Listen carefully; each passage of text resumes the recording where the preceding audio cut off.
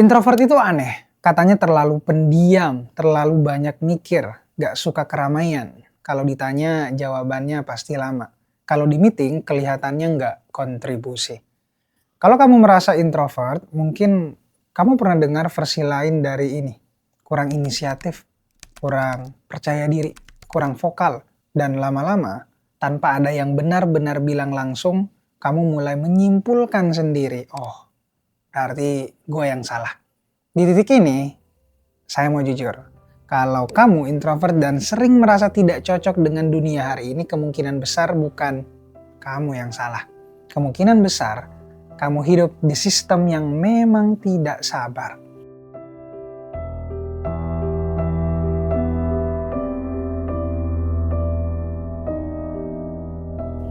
Filsuf Byung-Chul Han menyebut dunia kita sekarang sebagai masyarakat performa, bukan lagi dunia yang menindas kita secara kasar, tapi dunia yang terus berbisik. Ayo, lebih cepat. Ayo, lebih produktif. Ayo, lebih terlihat. Dan lucunya, tidak ada yang memaksa. Kita melakukannya sukarela. Di masyarakat performa, yang dihargai bukan lagi kedalaman, tapi kecepatan respon. Bukan ketepatan, tapi kehadiran yang terlihat. Bukan pemahaman, tapi opini yang segera. Dan di sistem seperti ini, introvert langsung tampak seperti masalah. Ya, bukan karena mereka tidak mampu, tapi karena mereka tidak bereaksi secepat yang diminta oleh sistem. Di sekolah misalnya, yang dianggap pintar pasti, yang cepat angkat tangan. Di kantor, yang dianggap aktif adalah yang paling sering bersuara. Dan pelan-pelan, introvert belajar satu pelajaran yang mungkin keliru. Kalau kamu tidak terlihat, kamu tidak dihitung. Padahal, banyak introvert justru bekerja di ruang yang tidak kelihatan. Menyusun, menghubungkan, memikirkan konsekuensi yang orang lain bisa lewatkan. Saya mau berhenti sebentar dan bilang ini dengan jelas, menjadi introvert bukan berarti kamu tidak bisa bicara. Ya, ini perlu diulang.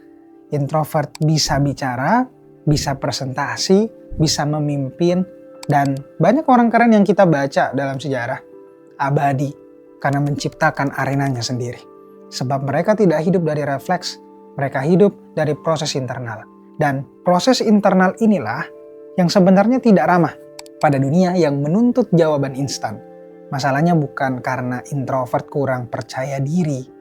Masalahnya karena sistem hari ini lebih menghargai reaksi daripada refleksi. Kecepatan daripada kedalaman, volume daripada makna, dan siapapun yang tidak cocok dengan ritme itu dianggap perlu diperbaiki. Kalau kamu introvert dan sering merasa cepat lelah di keramaian, kewalahan oleh tuntutan sosial, atau merasa kalah sebelum mulai, itu bukan tanda kamu lemah. Ada kemungkinan besar kamu hanya terlalu dalam untuk dunia yang terlalu cepat. Ark ini belum mau bilang introvert itu keunggulan. Belum. Ark ini cuma mau melakukan satu hal penting, menghentikan kebohongan lama bahwa manusia yang baik harus selalu siap bicara. Di ark berikutnya kita akan masuk yang lebih konkret. Bagaimana sebenarnya cara otak introvert bekerja dan kenapa, seperti yang ditulis Susan Cain, kedalaman justru sering menjadi keunggulan yang tidak adil. Kalau di ark 1 kita bicara soal sistem yang terlalu cepat, ark ini kita masuk ke pertanyaan yang sebenarnya lebih personal. Apa yang terjadi di dalam kepala seorang introvert? Karena seringkali masalah terbesar introvert itu bukan pada dunia luar sebenarnya, tapi pada cara mereka menilai dirinya sendiri. Kenapa gue nggak secepat mereka? Kenapa gue perlu waktu lebih lama? Kenapa orang lain kelihatan langsung tahu harus ngomong apa? Dalam buku Quiet, Susan Cain menjelaskan satu hal penting. Introvert bukan karena kekurangan energi, karena mereka berbeda cara memproses stimulasi. Otak introvert cenderung lebih sensitif terhadap rangsangan, suara, tekanan sosial, multitasking, interupsi. Itu sebabnya di lingkungan yang ramai dan cepat, introvert lebih cepat kelelahan. Bukan karena lemah, tapi karena otaknya bekerja lebih dalam sekaligus lebih intens. Sekarang kita masuk ke bagian yang sering disalahpahami, berpikir pelan. Di dunia hari ini berpikir pelan sering dianggap ragu atau tidak siap atau kurang pintar. Padahal menurut Daniel Kahneman, otak manusia bekerja dengan dua sistem. Sistem pertama yang lebih cepat, otomatis, intuitif. Sistem dua, lebih pelan, reflektif, butuh kesadaran. Masalahnya dunia modern hampir sepenuhnya dibangun oleh sistem satu. Cepat bereaksi, ya cepat balas, cepat berpendapat, cepat beropini, respon, dan siapa yang hidup di sistem 2? Kebanyakan adalah si introvert, si pendiam yang banyak berpikir namun tahu bagaimana menuangkannya. Introvert cenderung lebih sering menggunakan sistem 2 ini. Karena ya mereka harus menimbang sebelum bicara, menghubungkan banyak informasi, memikirkan konsekuensi, dan semua itu butuh waktu. Itulah kenapa ketika introvert dipaksa bereaksi cepat, mereka terlihat kalah. Bukan karena mereka tidak punya jawaban, tapi karena jawabannya belum selesai diproses sebenarnya. Nah, dari sudut pandang neuroscience, ini masuk akal. Pemrosesan mendalam melibatkan area otak yang berkaitan dengan memori jangka panjang, asosiasi kompleks, dan pengambilan keputusan yang matang. Masalahnya nih, pemrosesan ini tidak bisa dipercepat tanpa kehilangan kualitas. Dan disinilah letak ironi besarnya. Dunia hari ini sering salah menilai kecerdasan. Yang cepat dianggap pintar, yang spontan dianggap kompeten, yang tenang dianggap tidak siap. Padahal keputusan yang paling berdampak dalam hidup kita, misalnya ya apapun lah, bisnis, relasi, itu jarang lahir dari reaksi tercepat. Ya lahir dari orang yang mau berhenti sebentar, memikirkan ulang, lalu bicara dengan sadar, dan seringkali ya itu adalah introvert. Masalahnya bukan di cara kerja otak introvertnya, masalahnya di lingkungan yang tidak memberi waktu bagi sistem 2 untuk bernapas. Media sosial kita, meeting tanpa jeda, diskusi tanpa refleksi, budaya yang memuja jawaban instan. Dalam konteks seperti itu, introvert mulai meragukan dirinya sendiri. Padahal yang sebenarnya terjadi adalah mereka sedang dipaksa bermain di ritme yang bukan miliknya. Susan Cain menekankan satu hal penting, teman-teman. Introvert tidak perlu menjadi lebih cepat. Mereka perlu ruang untuk bekerja dengan caranya sendiri. Ruang untuk berpikir sebelum bicara. Ruang untuk menulis sebelum presentasi. Ruang untuk memproses sebelum mengambil keputusan. Ketika ruang itu ada, introvert seringkali unggul. Ark ini ingin meluruskan satu kesalahpahaman besar. Berpikir pelan bukan tanda kelemahan.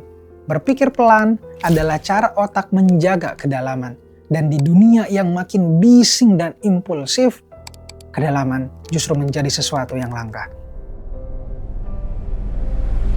Di arc berikutnya kita akan masuk ke bagian yang paling konkret. Bagaimana si introvert ini bisa mengubah kebingungan jangan-jangan atau kedalaman ini menjadi keunggulan nyata. Bukan dengan berubah jadi lebih aktif, tapi dengan memilih arena, medium, dan cara main yang tepat.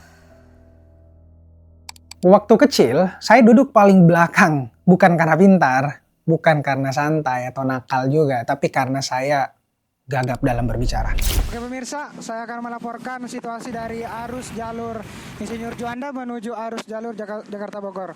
Bicara di depan kelas itu bukan tantangan, itu ancaman. Setiap kali diminta membaca, setiap kali disuruh jawab, yang muncul tuh bukan ide, tapi rasa takut. Takut ditertawakan, dan lama-lama saya belajar satu cara bertahan. Apa itu? Diam. Saya tidak angkat tangan, tidak menawarkan diri, tidak berusaha masuk ke percakapan. Bukan karena tidak punya jawaban, tapi karena saya tahu jawaban itu mungkin tidak akan keluar dengan utuh. Dan di titik itu saya mulai memendam banyak hal. Ya, pikiran sih tetap ramai, tapi suara saya tidak aman. Dan menariknya, ketika satu pintu tertutup, ada pintu lain yang terbuka diam-diam. Apa itu? Menulis. Lewat tulisan. Saya tidak perlu berebut waktu, tidak perlu cepat, tidak perlu kuat di suara. Saya bisa berhenti, menghapus, mengulang, dan tulisan justru memberi saya sesuatu yang dunia lisan tidak beri, kendali. Dan tanpa saya sadari, kemampuan itu tumbuh. Saya tidak pernah berpikir menulis akan membawa saya kemana-mana.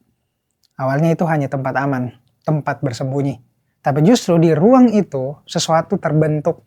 Cara berpikir, cara menyusun argumen, cara menjelaskan sesuatu sampai tuntas. Hal-hal yang tidak terlihat di kelas, tidak dihitung di rapor. Tapi pelan-pelan membentuk diri saya. Di sini saya mau jujur, saya tidak pernah benar-benar menghilangkan gagap saya atau rasa takut saya. Sampai hari ini ia masih selalu muncul. Kadang di awal kalimat, kadang saat lelah, kadang saat gugup. Tapi yang berubah bukan gagapnya. Yang berubah adalah relasi saya dengannya. Saya belajar satu hal penting. Saya tidak harus mengalahkan gagap, saya harus mempersiapkan diri lebih baik. Menulis sebelum bicara, latihan sebelum tampil, mengulang sebelum percaya diri. Iteration, bukan satu kali, bukan dua kali, berkali-kali. Dan disitulah sesuatu bergeser. Ada satu momen yang sampai sekarang masih terasa absurd kalau saya ingat. Saya berdiri di hadapan sekitar 15.000 orang. Lampu terang, ruangan besar, semua mata ke depan tertuju ke saya. Dan di momen itu saya justru tertawa kecil. Bukan karena tidak gugup, tapi karena saya sadar orang yang dulu duduk paling belakang di kelas, yang takut angkat tangan pada saat itu, sekarang berdiri di sini. Bukan karena gagapnya hilang, tapi karena ia tidak lagi memegang kendali penuh. Saya cerita ini bukan untuk bilang, lihat, semua bisa seperti saya. Tidak. Saya cerita ini untuk menekankan satu hal penting. Introvert atau siapapun yang punya keterbatasan tidak selalu perlu mengalahkan dirinya. Dan kadang yang perlu dilakukan hanyalah memilih medium yang tepat, memberi waktu pada kekuatan yang tersembunyi. Dan berhenti memaksa diri menang di arena yang salah. Diam saya dulu bukan kampanye, ia adalah ruang inkubasi. Arki ini ingin kamu melihat sesuatu dengan cara berbeda, dan mungkin hal yang selama ini kamu sembunyikan karena dianggap kelemahan sedang membentuk skill lain yang belum kamu sadari. Dan mungkin tidak perlu buru-buru menghilangkan cacat itu, kelemahan itu. Mungkin kamu hanya perlu bertanya, di arena apa aku bisa bertumbuh dengan cara aku sendiri. Di arc berikutnya kita akan bicara tentang itu, tentang bagaimana si introvert ini bisa memilih arena bukan untuk berubah jadi orang lain. Kalau introvert punya kedalaman, kenapa tetap sering gagal atau tersingkir? Jawabannya seringkali bukan karena kurang pintar, bukan juga karena kurang kerja keras, tapi karena blind spot. Blind spot itu bukan kelemahan yang kita tahu, justru sebaliknya. Blind spot adalah area di mana kita terus memaksakan diri, padahal sejak awal itu bukan tempat terbaik untuk kita tumbuh. Psikologi menyebut ini person environment fit. Intinya sederhana, kinerja, kepercayaan diri, dan kesehatan mental meningkat ketika cara kerja seseorang cocok dengan lingkungannya. Bukan ketika dia memaksa diri menyesuaikan dengan standar yang salah.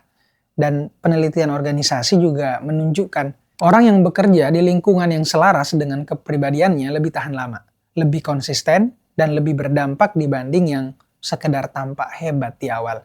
Tapi semua ini bisa diakali sebenarnya dengan menciptakan sistem dan lingkungan kita sendiri. Ya, saya berulang kali menerapkan fungsi pemaksaan ini. Semacam memaksa diri saya untuk berbicara dengan mengangkat tangan, memberanikan diri dengan persiapan tentunya. Susan Cain menuliskan satu hal yang sering luput. Banyak introvert sukses bukan karena mereka berubah jadi ekstrovert, tapi karena mereka mengatur ulang cara tampilnya. Ya, mereka pertama, menulis sebelum bicara, menyiapkan argumen sebelum diskusi, memilih format satu arah sebelum dua arah, bukan untuk bersembunyi, tapi untuk mengeluarkan kualitas terbaiknya. Ada riset menarik di dunia kepemimpinan. Studi di Academy of Management Journal menemukan bahwa pemimpin introvert ini seringkali lebih efektif ketika bekerja dengan tim yang proaktif. Kenapa? Karena mereka tidak mendominasi. Mereka mendengar, mereka memberi ruang, dan di arena seperti ini, kedalaman berpikir menjadi aset, bukan hambatan. Sekarang kita masuk ke bagian paling praktis di arc ini. Mengenali blind spot bukan soal menghindari tantangan, tapi membedakan mana tantangan yang membuatmu tumbuh dan mana yang hanya mengurasmu. Sebaliknya, perhatikan situasi di mana kamu butuh waktu, tapi hasilnya kuat, jarang terlihat, tapi dampaknya terasa tidak banyak bicara. Tapi ketika bicara, orang mendengar, disitulah Biasanya kekuatanmu bekerja. Sayangnya, kekuatan seperti ini jarang dipuji secara instan. Ia tumbuh pelan, diam-diam, dan sering baru terlihat setelah waktu berlalu. Arki ini tidak menyuruh introvert menghindari dunia. Ia hanya mengajak satu refleksi jujur. Di arena mana, aku terus kalah karena aku tidak pernah diberi waktu untuk jadi diriku sendiri. Dan pertanyaan lanjutannya, arena apa yang memungkinkan kedalamanku bekerja? Bukan tersedak oleh kecepatan orang lain memilih arena atau menciptakan arena. Bukan berarti hidup jadi sempit ya. Justru sebaliknya, itu cara agar energimu tidak habis untuk membuktikan sesuatu di tempat yang salah.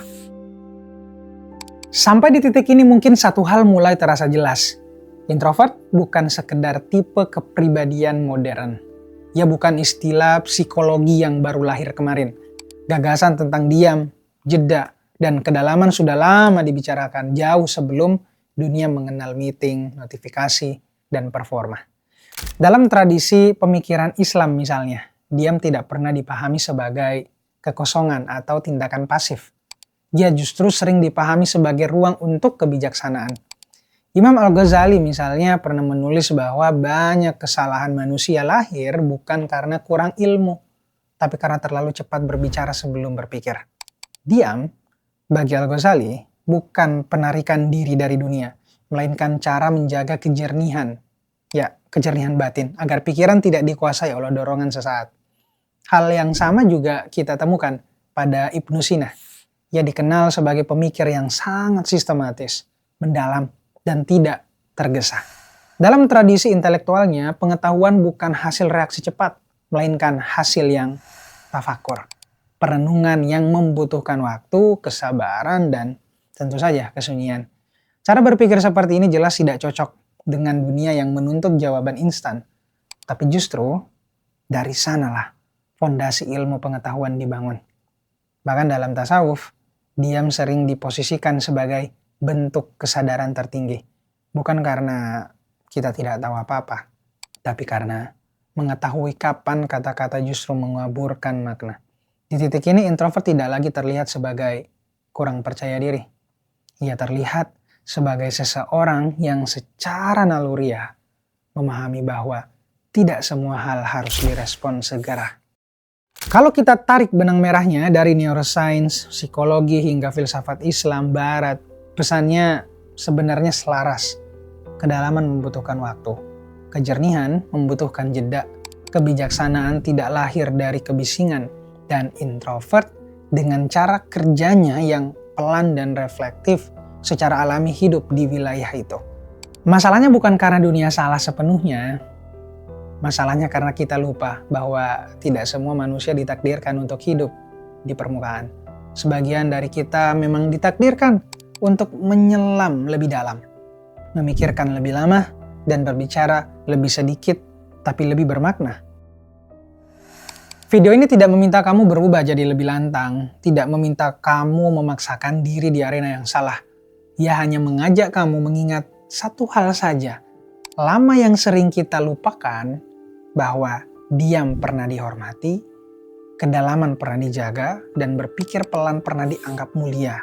Introvert bukan masalah yang harus diperbaiki, melainkan warisan cara berpikir yang masih relevan di dunia yang terlalu cepat.